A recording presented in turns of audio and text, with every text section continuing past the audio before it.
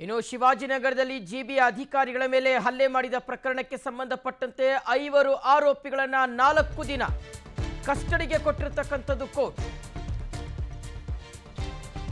ಶಿವಾಜಿನಗರದಲ್ಲಿ GB ಅಧಿಕಾರಿಗಳ ಮೇಲೆ ಹಲ್ಲೆ ಮಾಡಿದ ಪ್ರಕರಣಕ್ಕೆ ಸಂಬಂಧಪಟ್ಟಂತೆ 5 ಆರೋಪಿಗಳನ್ನ ಪೊಲೀಸ್ ಕಸ್ಟಡಿಗೆ ನ್ಯಾಯಾಲಯ ಕೊಟ್ಟಿದೆ. ಪ್ರಮುಖವಾದಂಥ ಆರೋಪಿ ಬಸವರಾಜ್ ಪಡುಕೋಟೆ, ರಘು, ಬಸವರಾಜ್, ಪಾರ್ಥಿಬನ್, ಪರಶುರಾಮ್ ಇಷ್ಟೂ ಜನರನ್ನ ಪೊಲೀಸರು ಮತ್ತೆ ಕಸ್ಟಡಿಗೆ ತಗೊಂಡಿದ್ದಾರೆ. 12 ಜನ ಆರೋಪಿಗಳನ್ನು ಇವತ್ತು ಕೋರ್ಟ್ ಮುಂದೆ ಹಾಜರುಪಡಿಸಲಾಯಿತು. 10ನೇ ACMM ಮೇಯೋ ಹಾಲ್ ಕೋರ್ಟ್ಗೆ ಎಲ್ಲ ಆರೋಪಿಗಳನ್ನು ಪ್ರೊಡ್ಯೂಸ್ ಮಾಡಲಾಯಿತು.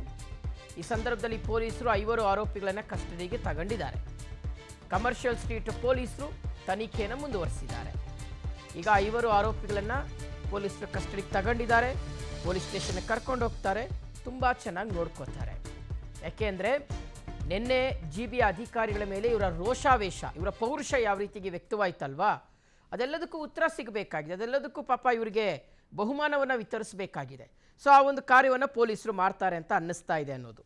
ಸೊ ನಿನ್ನೆ ಇವ್ರಿಗೆ ಇಷ್ಟ ಬಂದ ಹಾಗೆ ಕರ್ತವ್ಯ ನಿರತ ಜಿಬಿ ಅಧಿಕಾರಿಗಳನ್ನು ಮನಸ್ಸೋ ಇಚ್ಛೆ ಹಲ್ಲೆ ಮಾಡಿದ್ರು. ಅವ್ರ ಮೇಲೆ ಯಾವ ರೀತಿಗೆ ಥಳಿಸಿದ್ರು ಅಂದರೆ, ಮಾನವೀಯತೆಯನ್ನು ಸಹ ಮರೆತು ಇವರು ಅವರು ಕರ್ತವ್ಯದಲ್ಲಿ ಇದ್ದಾರೆ ಅಧಿಕಾರಿಗಳು, ಸರ್ಕಾರಿ ಅಧಿಕಾರಿಗಳು ಅನ್ನೋದನ್ನು ಸಹ ಮರೆತು ಅವ್ರಿಗೆ ಮಾರಣಾಂತಿಕವಾಗಿ ಅವ್ರ ಮೇಲೆ ಹಲ್ಲೆ ಮಾಡಿದರು. ಈ ಬಸವರಾಜ್ ಪಡುಕೋಟೆ ಅಂತ ಇದು ಯಾವುದೋ ಸಂಘಟನೆಯ ನಾಯಕ. ಈಗ ಪೊಲೀಸರು ಕಸ್ಟಡಿಗೆ ತಗೊಂಡಿದ್ದಾರೆ.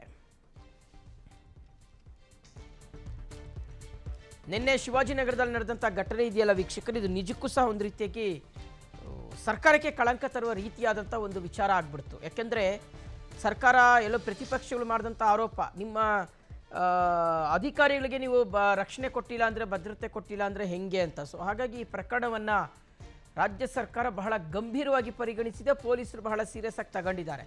ಆಮೇಲೆ ನೆನ್ನೆ ಪೊಲೀಸರಲ್ಲಿ ಇದ್ರಂತೆ, 1-2-3 ಇದ್ದರು, ಆದರೂ ಕೂಡ ಅವರಿಗೆ ಭದ್ರತೆ ಕೊಡಲಿಕ್ಕೆ ಸಾಧ್ಯ ಆಗಿಲ್ಲ. ಸೊ ಈಗ ಅವರೆಲ್ಲರೂ ಸಹ ಬಂಧನಕ್ಕೆ ಒಳಗಾಗಿದ್ದಾರೆ.